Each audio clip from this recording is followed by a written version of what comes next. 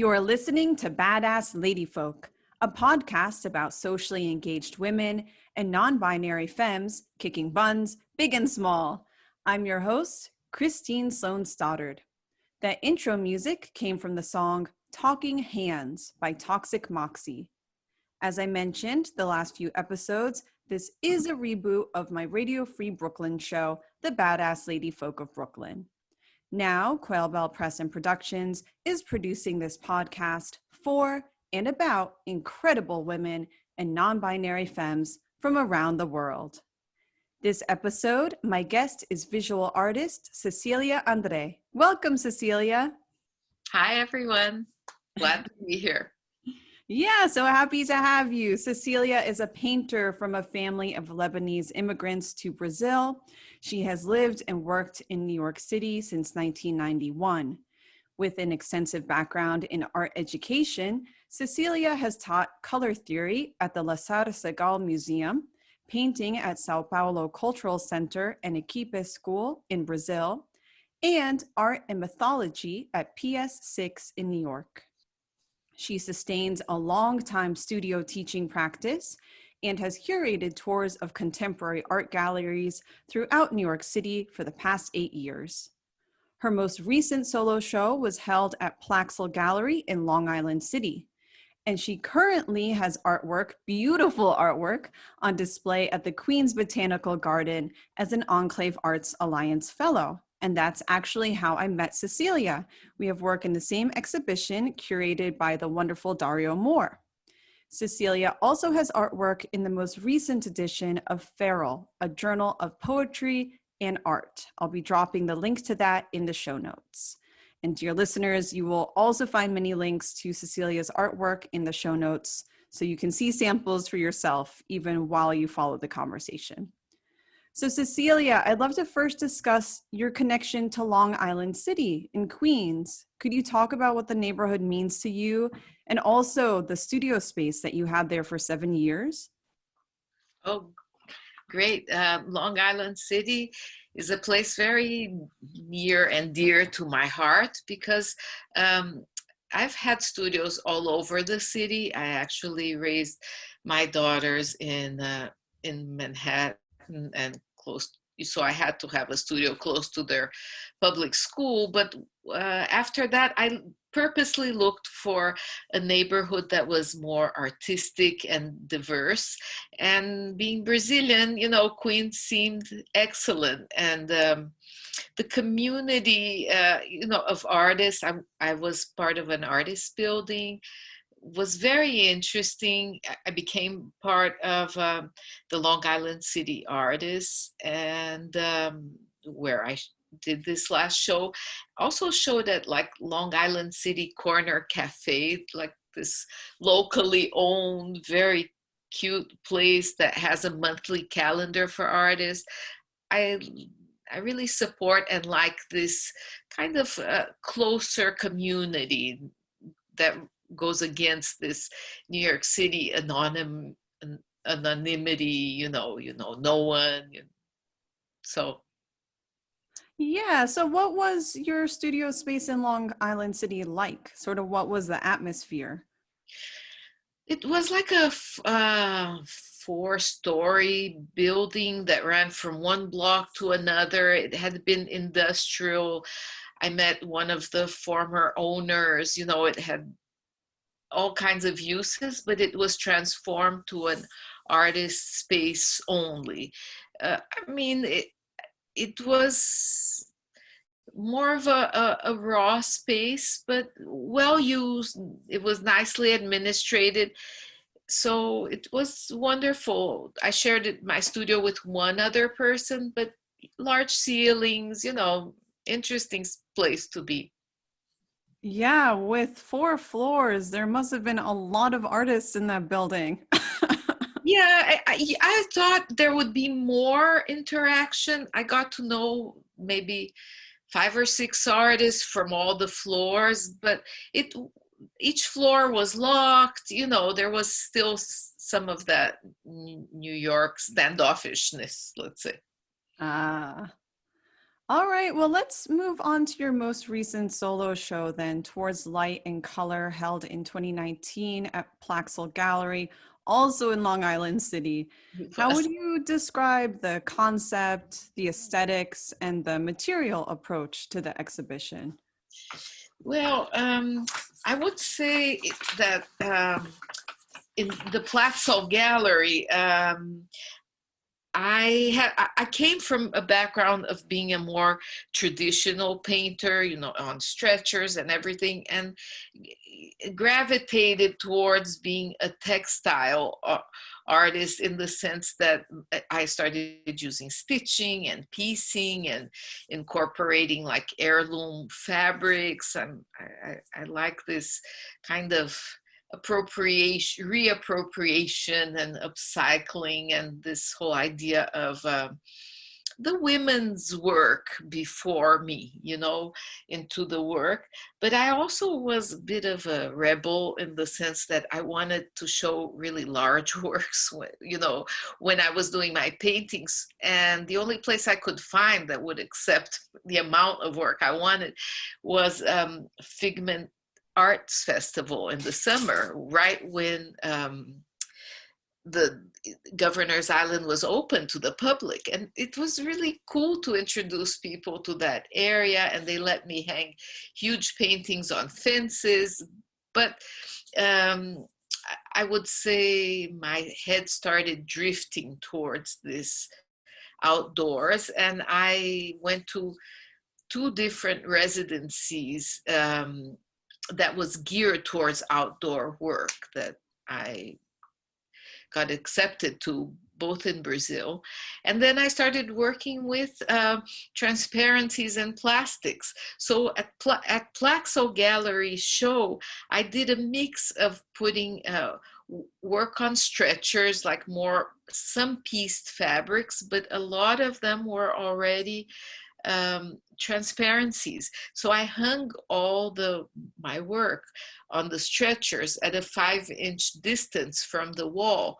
And as the light hit them, it's almost as the artwork interacted with their own colored shadows on the wall. And it was the first time I had the chance to do 2 very large pieces. Right in front, they have a garage door that is with glass right in front. So I hung 2 of those pieces, which I had done in a collaboration with a purveyor of chocolates that produce their chocolates from cocoa beans from these areas, you know, and I love those jute bags that smelled of the beans. So I was preparing it for them, and then they had to move, but you know, I made these huge pieces that almost looked a bit like a rainbow in colors, and then the light would stream into the gallery, and that was my Towards Light and Color show. Oh, neat. So the color transparency part, that is cellophane or photo light gel. What is that?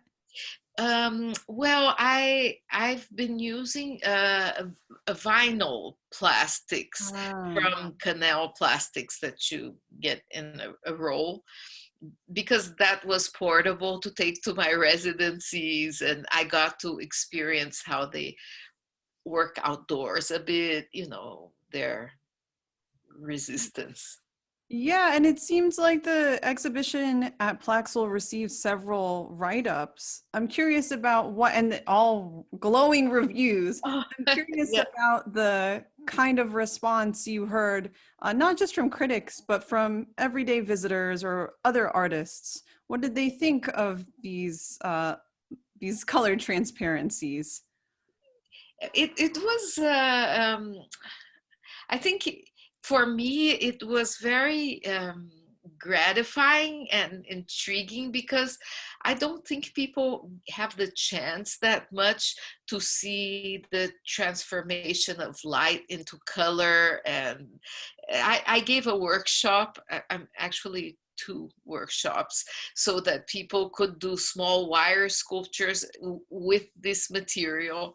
I use sewing and stitching to stitch it on, so it becomes something they could use, and at their windows, you know. So I think it was a very wonderful response, and it was right at the entrance of the gallery. So it was a big show, but those industrial spaces of Plaxall galleries are so big that then you continued on and you saw many other artists, like a huge party before COVID, right? Yeah. Oh, since you mentioned women's work earlier and just again referenced the sewing, is sewing something that you learned as a little girl from your mother or other female relatives, or is it something that you taught yourself later on? Um, I would say that because of being a rebel in a sense, I liked doing sewing that was my own kind of sewing, and it was highly discouraged because, you know, I like to use like the covering of mattresses because you could see the weave, the warp, and the weft. I used to like to do my own clothing, and it was a mess, you know. So I used to say, can I take the sewing machine to the studio, you know, as I got older? Oh no, you can paint, but don't sew, you know. And then as I got older, I was like, well, but why not? You know, no, I can sew as well, because I think I do very bad stitching. You know, my stitches are like paint brushes, you know, like strokes. I don't like to do like needlework one by one. I don't like to know where it's going. I like it to be as chaotic as the rest of my art. Yes, beautifully put. So you're a member of the Long Island City Artists Coalition, an arts advocacy organization, also in Long Island City. Would you talk about your experience as a member of this organization, like how you found it, why you wanted to join, just anything about this experience? Well, I like the idea of artists organizing. I've been part of the New York Artist Circle forever. I took people to see the Long Island's open studio because my building didn't permit it. But then I was like, no, but this has to be seen by other people. So I made tours and took people. I really like that idea of organizing. I think they do a good job of promoting the spaces they have, the artists around there. So I was very honored to be given this chance to do such a big comprehensive show in their gallery. Oh, that's right. So the Arts Coalition, their home base is Plaxel Gallery, yeah? Yeah, exactly. Okay, okay. At the moment, I think they're in flux. I don't think they are anymore. I participated in a show there on 2020, a group show, but I'm not sure that they were going to continue being based right there at Plaxo. So Could you talk about the 2020 show? it was called Someone Will Remember Us Even from Another Time. And it was about women's work as well, and the celebration of the, you know, having achieved the 19th Amendment. And I guess because my work had all this stitching and feminine work in it, it was a beautifully put together show. Yeah. And because it was such a large space, there were all these music events going on in the parking lot of what is now Culture Lab, that used to be integrated with Long Island City artists. And the curators had asked me actually to do a piece that was outdoors so that people would migrate from the parking lot music to the gallery, that the entrance was through the back, but you had to follow the river to get there.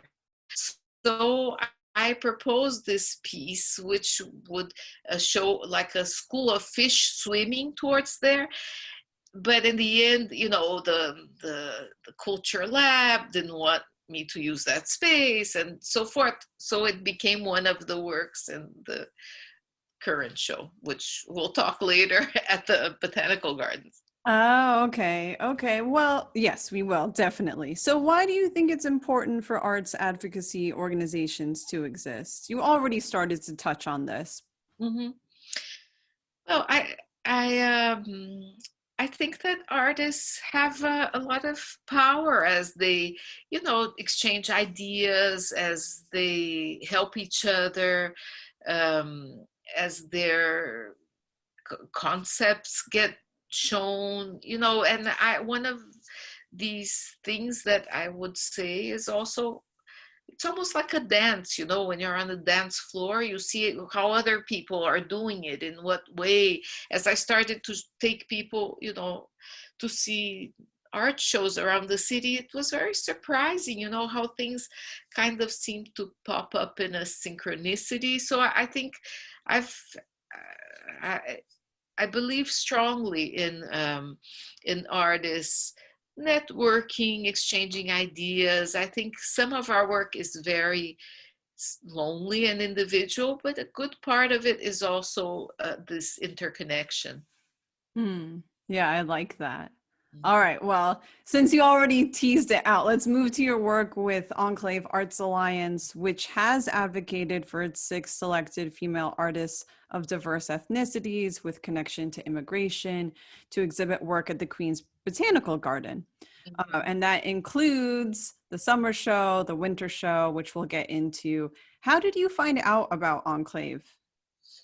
Well, to my surprise and total happiness, I was chosen from being part of the Long Island City Artists, which is one of the links you put up, and Dario Moore, who is the head of this organization, saw my work and asked if I would be interested in a garden project outdoors, which was exactly what I had been developing for so many years. Yeah, that's perfect. So, was that then, is the Queens Botanical Garden the first opportunity that you've had to show truly outdoors in New York City?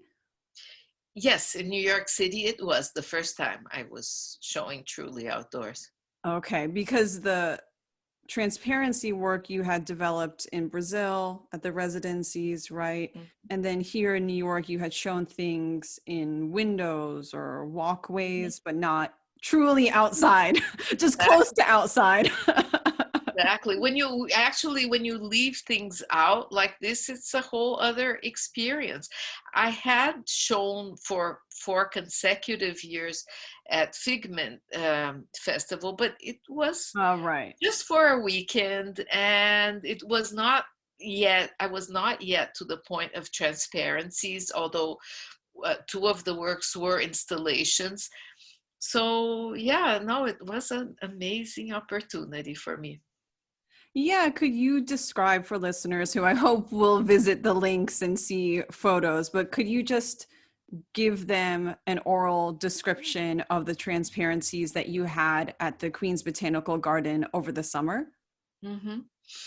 Well, I worked with on transparent fabric, um, and I just wanted to say that uh, uh, after this last residency and right before the close down, my mother passed away in Brazil. Oh, And one of the things that I found right after she passed away, and I was already thinking about the garden project and I already had the invitation, were 3 large fabrics, and I used them all for the botanical garden. So I would say that these were the ones I did in the summer. I use 2 large pieces of tulle, and which is not only completely sheer for the light going through it, but also, rain and other things pass right through it. So on these large pieces of tulle, I stitched the transparencies, and I did 3 different pieces. 2 of them on the tulle were tied to tree branches. So it's a long horizontal pieces, and not so wide, you know, maybe um, 20 feet by 5 feet wide, and but tied to the branches, and one of them like in an apple orchard with older trees, so not so many leaves, and the sun would filter through these colored pieces. The one called Rainbow Squared, it has a continuum of colors, but the edges of the pieces are geometric, and you see that continuum, and when people stand under them, all those colors and those shapes are stenciled on them. And the other one I did with circular shapes, and instead of a continuum, they're all speckled different colors. And I called it Blossom because as the sun comes up or shines through them, the ground underneath them was like a straw color, very light. And then you had the impression that flowers were blossoming, you know, but kind of, you know, odd flowers. And the third one was the only one I did on a different piece I had been working with, which more like an organza, I think it's called, a sheer fabric that I put on the gates parallel to the outside. It was a piece I had made for my home studio that I used during COVID, and I kind of transposed it, and it was really sweet because I collaborated with Dylan at the Botanical Gardens, and he said, oh, wouldn't it be nice to have something that the community would see even without them coming into the garden, you know? So Right, they could see it from the sidewalk just from, outside of the yeah, garden. Yeah, neat. yeah, yeah, So, I'm very sorry to hear about your mother. The yeah, the rolls of fabric were at her home in Brazil, or exactly. they okay. And was that your childhood home? No, she had moved to that home about 7 or 8 years Uh, previous. But it was a really wonderful place, and my mother kept amazing things. She was, you know, she wasn't a hoarder, but she was a keeper, let's say, very competent keeper. Yeah. Do you still have any of the fabric left over from the rolls, or you used everything for art? I Part of my purpose was to use everything, you know, and 2 of the pieces that I have up in the current show are made completely with these other 2 pieces that were not as sheer, you know, that they were um, a white linen and a blue cotton, but they were, I don't know, I love this kind of um, way my mother and grandmother used to keep all these fabrics. They were so well folded, you know, like it was almost like, I don't know, when I had the chance to go to Egypt and visit like all that tradition of the tombs, and they discovered, and for them you could see their linens, they were like gold, you know, and even the way they mummified people, it was so, everything was so beautifully wrapped in those linen pieces, you know. So I don't know, I have that with me still. Yeah, well, would your family use the fabric to make things, or it was more so they had this collection, or a little bit of both? I would, well, they were not so much makers. They were pretty well off immigrants, so they had like a seamstress where they would make whatever they wanted. But also, like my there, the women had this thing of helping other communities. So I have an aunt who was in charge of this community in Santos, a connected city to the port city of São Paulo, where there were embroidery women. So my mother continuously, my grandmother and then my mother purchased things from my aunt. And I find those works so amazing, so they do have an authorship. And one thing that confirmed it is that I have a piece that hung in my living room, and my cousin, the son of this aunt, came to visit, and he looked, and I said, this is one of the pieces of your mom, who had since passed away as well. And he said, I know exactly who was the seamstress, because she liked to do the middle of the flowers in this way, and I love, I like the traditions, but I like the traditions of women's work, women supporting other women, and that kind of reverence they had for the material. I know I was the black sheep, and I always like to come in a different way that they kept things, kind of messed up their order of things. But in my way, I would think I'm also a keeper of traditions. Yeah. Yeah, neat. So could you describe, just as you did with the summer show pieces, the work that you have at the Queens Botanical Garden now?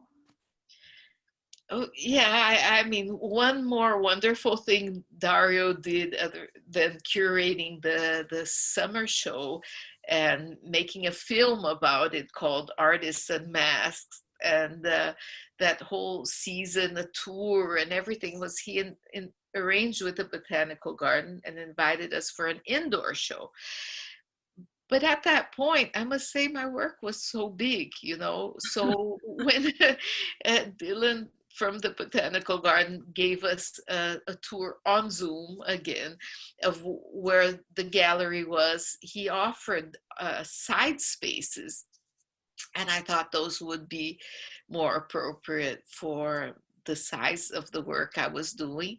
And one of the pieces I had made for the Long Island City artists, and that was not used, I got to use there, called Follow the River. But then I did the third and last piece of the trilogy, which I was so happy about, is called Puzzle. It's made, and it hangs right on a window. And even though the show is called From the Inside Looking Out, my work is actually for people who are outside looking in, because you can't even get into those rooms now. One is a conference room. They're both annexed to the gallery, and the other is the room in front of the auditorium. But the puzzle is like that cotton piece, I cut into the fabric in a way that once I split it in two, it could be recombined, like a puzzle. So it was a long strip that became opened up in two parts, and then it was sewn into these color transparencies. However, the color transparencies are not conducive for you to understand it's a puzzle. It doesn't exactly fit together, and the colors are yellow, orange, green, they're kind of busy. But the idea was like, even though it was a very soul, sometimes you go through a morning, you think about it, it's with you all the time. It was already like everyday life takes you from that, so you don't always see this kind of sadness you're processing. It becomes in this kind of place. So it was very wonderful to have been able to not only do this but put it up. And at the end, when we installed, was like the end of the afternoon, and we were actually installing together, and they had turned on the lights, and it was wintry, the garden was getting dark. looked so wonderful through the windows, as if the work was talking to the architecture. Another thing I'm very fond of. And that building of the Queens Botanical Gardens, I really invite everyone to walk around it, walk into it. It's a beautiful piece of art. It's surrounded by water, and so it was terrific. And the last piece I did for that show, it's called Flying Fish, and it stays in a corner window where actually people do walk a lot, because that's where they go towards a ramp to using the restrooms. But it's very, as I installed, I could see how much it caught their attention. It's a very it's an iridescent film, and the fish are painted on it, and it was very lovely to do that and to be there and to use those spaces. So that show will be up until April 4th. So yes, so listeners, please go see it. Yeah. Cecilia, could you talk about, you did, of course, mention the way light interacts with the pieces that you've been working on, but also the ones you have the Botanical Garden now. Could you talk also about reflection? Because at the Queens Botanical Garden, the gallery, as you mentioned, is surrounded by water, has a little stream that goes by it. And I noticed that your work plays with the waves and the reflections on the water and through the glass and on the walls. Mm-hmm. Could you talk about what you saw, or was that all a happy accident? How much of that was planned and how much of that was a coincidence? I think to a point it was a coincidence, because the Follow the River I did for the East River that was right next to the Plaxo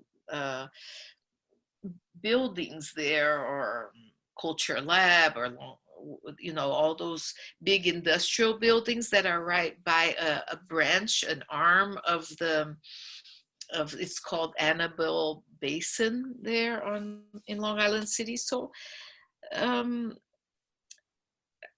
guess it just kind of evolves in the studio. I really have this, it's been like a love affair, of this work, of being able to do work straight on material that filters the light, and to have it outdoors in a way that it doesn't that it can withstand the weather, and people can interact with that phenomena. Because I find that in our language we don't have enough words, not only for colors, but also colors in the light. It's maybe they're prismatic colors. I don't have even the words to say. I can call them colored shadows, but the shadows are so different from the colors when the light seeps through them. So it was a very happy accident or surprise when I went from the works in the summer that were rainbow squared and blossom into the Follow the River, because I had never worked with shadow versus colored shadow. Mm. And when I did that piece, it's so big, it's 23 feet. I did it in my house, in my apartment, but I couldn't see it. So I asked my colleagues that I practiced Tai Chi with, if we were doing a socially distanced thing outside, I said, would you come early just so I can see it open? I need more hands. And they were so nice to come and lift it. And then a passerby had a white t-shirt. Could you please stand under it so I could see the reflections? It was very, homespun trial of the piece, but it worked beautifully. So that connection of shadows to colored things. And now my quest has been, in future projects, I've asked, in 3 different sculpture spaces, outdoor opportunities, if I can develop it in a more industrial way that will withstand the weather better. Because my ultimate goal is for people to interact with it, to experience that, and maybe even find words for it, and that this dematerialized play with colors in a way that is not so dependent on projections like they were in this, in the disco era, or in like this Van Gogh show that's coming, where it's all controlled with different gel lights or theatrical. I wanted it like more within a natural setting, like more nature and in surprising places, or in a way that I feel people can be more playful with it, Yeah, actually, the comments on natural lighting made me think about how the color transparencies are a lot like photography in a way, even though they're very tactile, and there is definitely the painter's touch and the textile artist's touch. The way they interact with the light reminds me of how photographers think of light throughout the day, being aware of golden hour, being aware of when it's going to become dark or when the sun rises. Did you find yourself studying light in that way? Or it was more just, let me see what happens. Oh, happy accident. Yeah, I think I was learning throughout my pieces. They were the ones that were pulling me, and I love that way of learning. I'm a bit of a rebel student. I like to, I like to kind of jump into this unknowingness, and I love dreams and the unconscious. So if somebody says you must do this or you must study that, for sure I will not, So, yeah.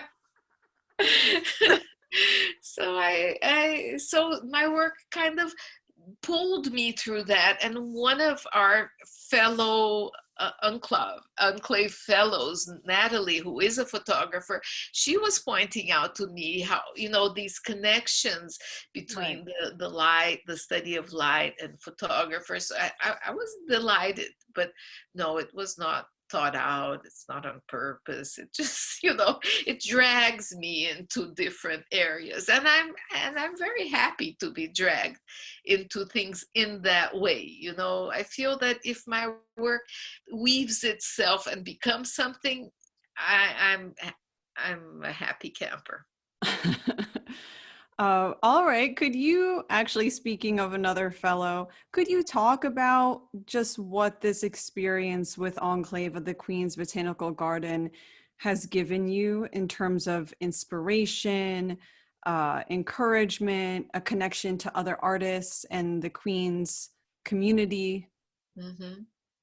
I really felt this opportunity that AnkhLave gave, the garden project, which now is in their third edition, was wonderful for my career, for my work, because, well, in first place, I got to meet Dario, who's such an interesting person and interested, very